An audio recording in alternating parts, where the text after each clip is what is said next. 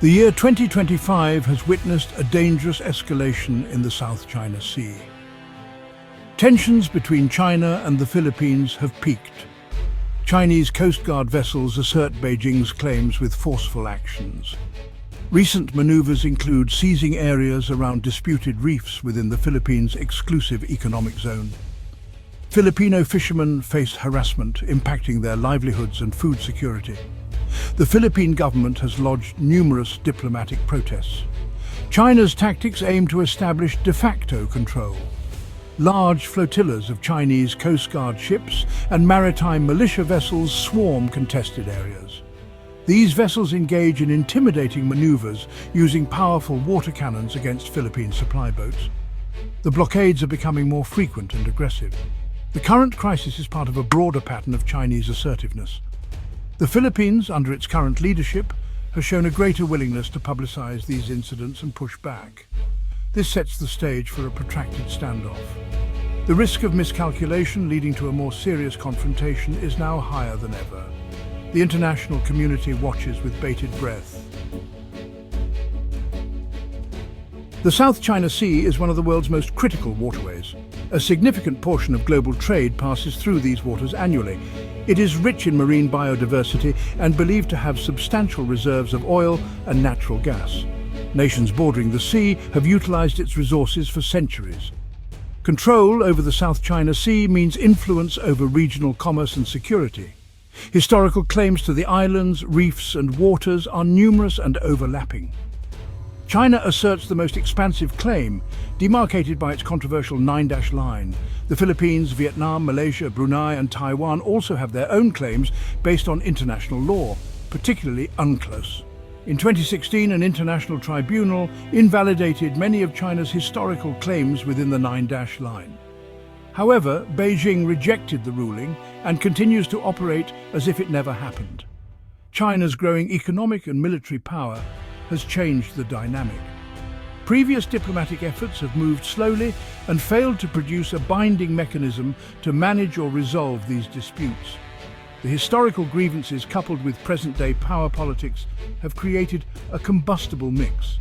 The legacy of these contested waters now threatens regional peace and stability. The situation is more volatile than ever. The United States and the Philippines share a long history of security cooperation, anchored by the 1951 Mutual Defense Treaty. The MDT applies to armed attacks on Philippine forces in the South China Sea.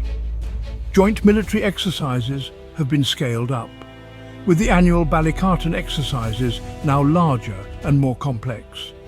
The alliance is robust and ready to defend Philippine sovereignty. The number of EDCA sites has been expanded, including transferring defense equipment and providing training. The alliance is stronger than ever. China's approach to the South China Sea is driven by a complex mix of factors. Beijing views these waters as blue national soil, rooted in its interpretation of history. The 9-dash line, first appearing on Chinese maps in the 1940s, is considered by Beijing as an inviolable assertion of its sovereign rights. For China, control is not just strategic, it is a matter of historical destiny. The South China Sea is a critical artery for China's global trade, with a vast majority of its imported oil passing through these sea lanes. Securing these routes is a paramount national security interest. The sea provides strategic depth for China's naval forces, allowing for the projection of power further from its shores. Resource considerations also fuel China's assertiveness, with the sea rich in fish stocks and believed to have vast untapped reserves of oil and natural gas. By controlling the waters, Beijing aims to control the exploration and exploitation of these resources. China's actions are intrinsically linked to President Xi Jinping's vision of the great rejuvenation of the Chinese nation. The artificial islands China has built are tangible symbols of this ambition. They demonstrate China's resolve to reshape the regional order according to its interests. The second Thomas Shoal, known as Ayungin Shoal in the Philippines, is a prominent flashpoint, located 105 nautical miles west of Palawan within the Philippines' EEZ. Since 1999, the Philippines has stationed Marines on the BRP Sierra Madre, a grounded World War II-era ship. The The rusting vessel is a symbol of Philippine sovereignty. Incidents around the shoal have increased. Chinese vessels have blocked Philippine resupply missions. These missions provide essentials to the Marines. China's tactics include dangerous maneuvers and water cannons.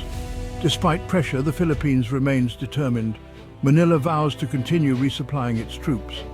The Coast Guard and Navy have increased patrols. The government has released videos to garner support. The standoff encapsulates disputed sovereignty and China's tactics. The fate of this outpost has far-reaching implications. The escalating tensions in the South China Sea are part of the broader geopolitical competition between the United States and China. This rivalry is playing out across the vast Indo-Pacific region. The South China Sea is one of several potential flashpoints. Control over its strategic waterways and resources is seen by both powers as crucial for regional dominance. Taiwan holds a particularly critical position in this geopolitical chessboard. Beijing considers Taiwan a renegade province and has vowed to unify it with the mainland by force if necessary. A conflict over Taiwan would have devastating global consequences.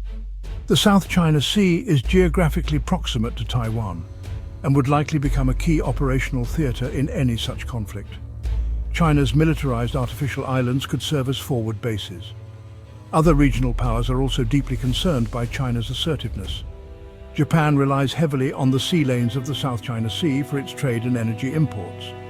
Australia views China's actions as a challenge to the rules-based international order. Vietnam has been modernizing its military. The South China Sea is a central arena in the unfolding contest for influence in the Indo-Pacific. The principles at stake are vital for global stability. The situation in the South China Sea as of mid-2025 is undeniably precarious. China's increasing assertiveness, coupled with the Philippines' strengthened resolve and US backing, has created a dangerous standoff. The risk of miscalculation or an unintended incident escalating into a larger conflict is very real. Diplomatic channels remain open, but trust between the key actors is low.